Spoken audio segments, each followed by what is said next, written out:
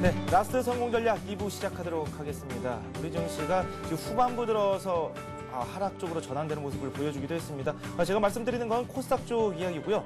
이 코스피 같은 경우는 장중에 0.8% 이상 오르기도 했는데 후반부 들어서 0.3%대까지 상승폭을 줄이기도 했습니다. 1700선 오랜만에 회복하는 듯 싶었는데 다시금 또 1700선을 내주는 모습을 보여주기도 했습니다. 하지만 지금 마감된 걸로는 지금 8.2포인트 정도 오르면서 1700포인트에 지금 아슬아슬하게 걸쳐 있는 것으로 확인이 되고 있습니다. 코스닥 같은 경우는 0.01포인트 조금 하락했습니다. 518포인트를 그대로 지켜내면서 마감이 되고 있습니다. 오늘 업종별로 살펴보면 은행업종이 상당히 강세를 보여줬습니다. 은행과 금융업종이 2에서 3%대의 상승세를 보여줬고요. 기계업종 역시 1.7% 오르면서 비교적 선방하는 모습을 보여줬습니다. 코스피 지수 전체로 놓고 봤을 때 소형주들이 좀 그나마 강한 모습을 보여줬고 대형주들은 좀 소형주들보다는 부진한 모습을 보여주기도 했습니다. 오늘 외국인들 계속해서 주식을 순매수했고 후반부 들어서 더 샀습니다. 한 2,500억 원 정도 순매수를 했고요. 기관과 개인이 후반부에 낙폭을 더 매도 물량을 내놓으면서 지수의 하락을 유도하는 모습을 보여줬습니다. 코스피 시장에서는 그래도 좋은 흐름이 나왔고 오늘 1700선을 지켰다는 소식 다시 한번 말씀드리도록 하겠습니다. 지금 시황센터 연결해서 오늘 1700 어떻게 넘었는지 그 과정에 대해서도 한번 자세히 들어보도록 하겠습니다. 최현정 아나운서 나와주세요. 네, 시황센터입니다. 코스피 지수가 장중 상승 반전은 물론이고 1700선 회복을 이뤄냈습니다. 두 달 만에 1700선을 회복을 한 건데요. 미국의 2월 소비지표 개선 소식에 다우지수가 연중 최고치로 장을 마쳤고 오늘 투자 심리를 호전시켰습니다. 코스피 지수는 어제보다 13포인트 상승한 1705포인트로 장을 출발했는데요. 외국인들의 매수세는 오늘도 이어졌지만 개인과 기관의 찰실한 매물이 쏟아지면서 장중 내내 약한 흐름을 이어갔습니다. 하지만 외국인들의 매수세가 13거래일 연속 이어졌다는 점은 지수의 강한 상승 동력으로 작용을 했습니다. 오늘 코스피 지수는 어제보다 8포인트 상승한 1700선 회복하며 장을 마친 것으로 나타나고 있습니다. 이어서 코스닥 쪽 상황도 살펴보겠습니다. 수급 주체들의 매매 공방송에 등락을 거듭하던 코스닥 지수는 장 후반 들어서 하락 반전하는 움직임을 보였습니다. 오늘 코스닥 지수는 어제보다 4포인트 상승한 522로 출발한 이후에 장중 내내 약한 모습을 이어갔는데요. 장 후반 들어서 기관의 찰실한 매물이 증가됐습니다. 코스닥 지수는 하락 반전한 모습이네요. 어제보다 0.01포인트 정도면 딱 고하권에서 장을 마쳤다고 볼 수가 있겠는데요. 518선으로 장을 마칠 것으로 예상이 됩니다. 네, 오늘 시가총액 상위 종목군들 움직임 어땠는지 살펴보도록 하겠습니다. 삼성전자가 0.4% 하락하면서 81만 4천원 선에서 장을 마쳤습니다. 장중에는 82만 9천원 선까지 오르면서 83만 원 선 회복을 점치기도 했는데요. 찰실한 매물이 쏟아진 것으로 분석됩니다.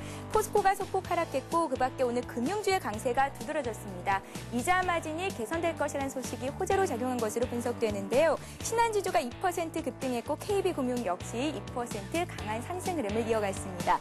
현대중공업이 0.4% 강보합권에서 장을 마쳤고요. 장중 내내 보합권에서 등락하던 LG전자가 상승으로 마친 반면에 LG화학은 1% 조정을 받았습니다. 하이닉스 같은 경우는 52주 신고가를 새로 썼습니다. 오늘 226,400원 선에서 장을 마쳤습니다. 이어서 코스닥 시가총액 상위 종목군 움직임 살펴보겠습니다. 서울반도체가 2% 급등하면서 43,800원에 장을 마쳤습니다.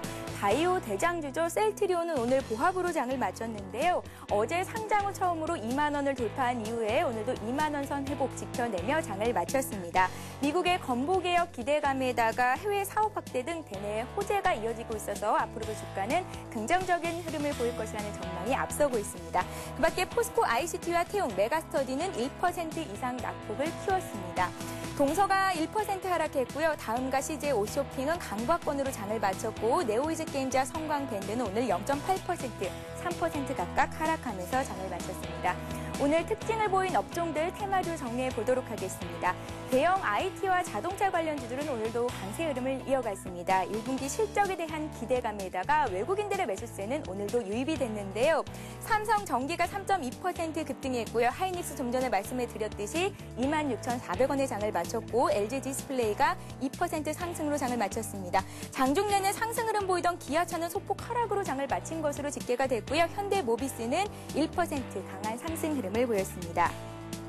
오늘 금융주가 강세 흐름을 보였습니다. 금융주들이 예대 금리 차가 확대되면서 이자 마진이 회복될 것이라는 기대감이 나오면서 강한 상승 흐름을 보인 것으로 분석되는데요.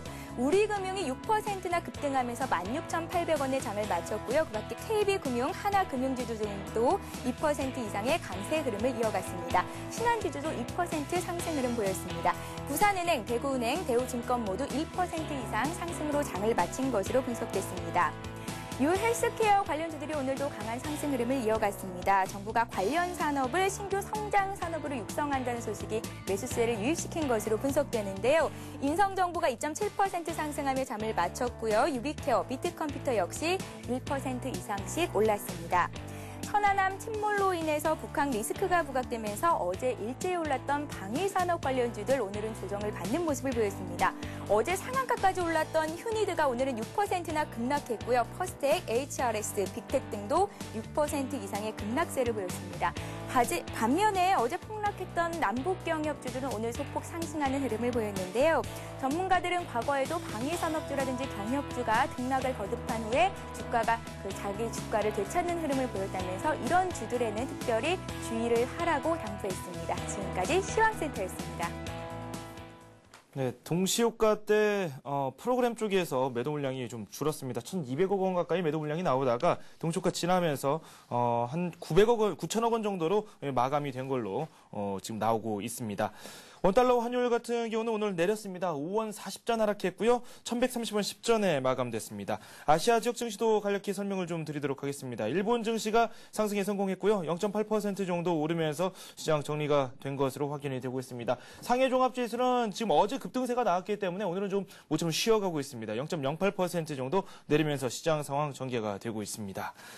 이어서 오늘 장에 대한 자세한 소식 더 알아보도록 하겠습니다. 동영종금증권 투자전략팀의 원상필 연구원 연결되어 있습니다.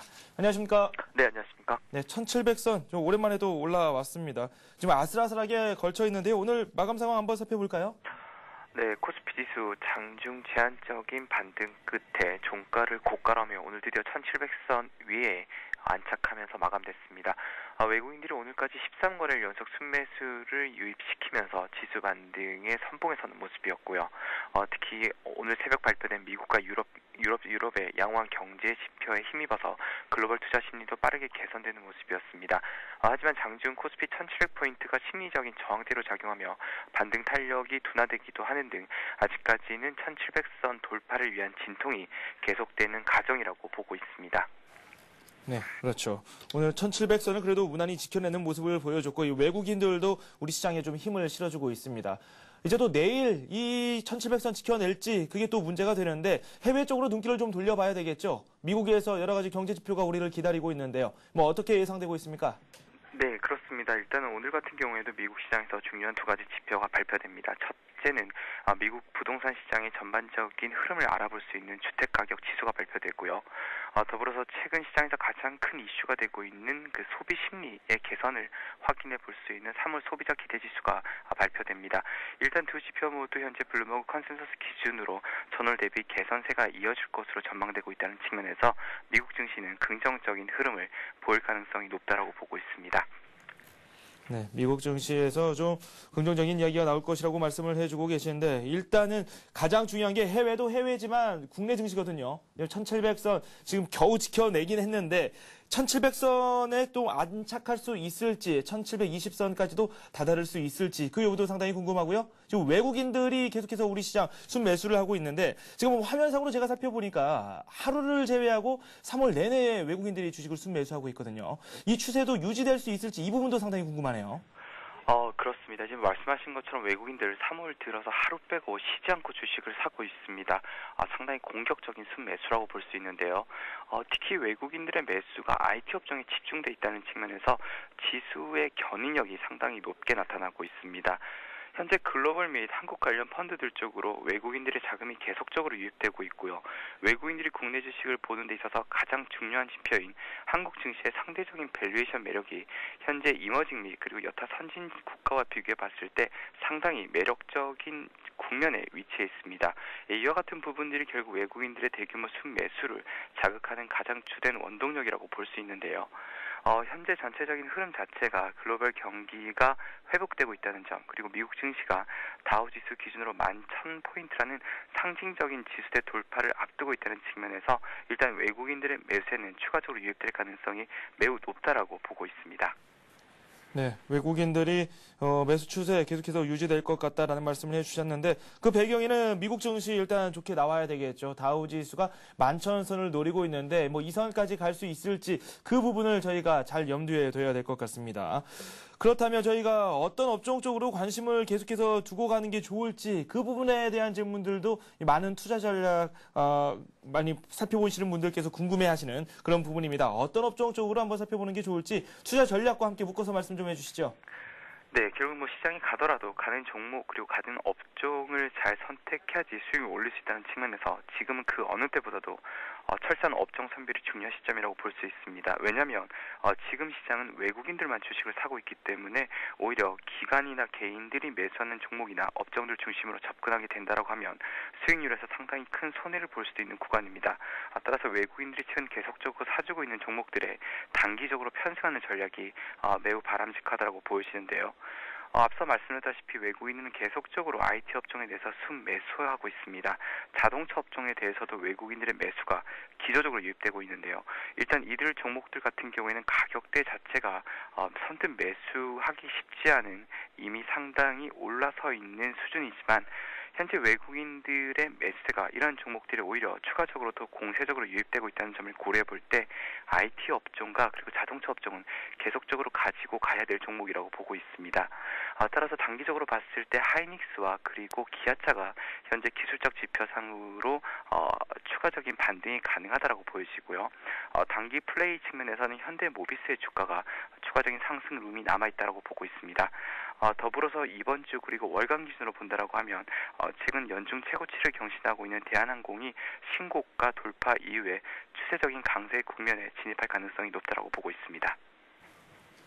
네, 일단은 단기 매수 전략을 취해볼 것을 말씀을 해주셨는데 IT라든지 자동차 저희가 살펴봐야 될 그런 업종이 상당히 많습니다. 여기에 내에서도 어떤 종목을 선택하는지도 상당히 중요할 것 같은데 그 부분도 한번 저희가 잘 짚어봐야 될 사항이 아닌가 싶습니다. 이렇게 해서 동양종금증권 원상필 연구원과 함께 내일장 전략에 대해서 살펴봤습니다. 고맙습니다. 네, 고맙습니다.